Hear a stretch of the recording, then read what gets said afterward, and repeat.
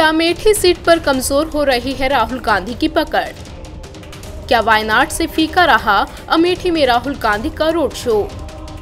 कांग्रेस अध्यक्ष राहुल गांधी आगामी लोकसभा चुनाव में 2 लोकसभा सीटों पर चुनाव लड़ रहे हैं। हफ्ते भर के भीतर ही उन्होंने दूसरी बार लोकसभा चुनाव के लिए अपना नामांकन दाखिल किया।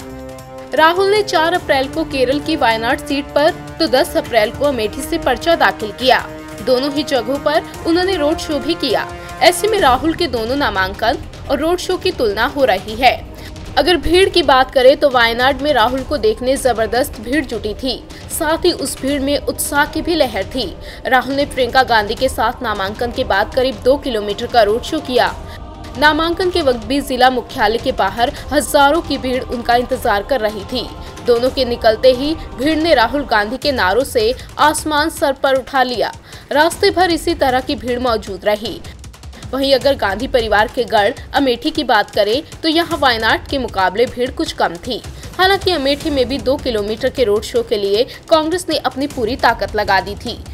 सियासी जानकारों की माने तो वायनाड में ज्यादा भीड़ जुटने की वजह ये भी हो सकती है कि वहां के लोग पहली बार राहुल को करीब से देख पा रहे थे, जबकि अमेठी में ऐसा नहीं था। राहुल पिछले 15 सालों से अमेठी के सांसद हैं और अमेठी एक तरह से उनके लिए घर जैसा है। वो खुद और उनकी बहन प्रियंका गांधी अमेठी आते रहते हैं। अमेठी के लिए राहुल जाने पहचाने हैं, लेकिन वायनाड के लिए नए। शायद इसी वजह से वायनाड में राहुल को लेकर दिलचस्पी कहीं ज्यादा थी। उधर वायनाड की तुलना में अमेठी में कम भीड़ जुटने से बीजेपी उत्साहित है।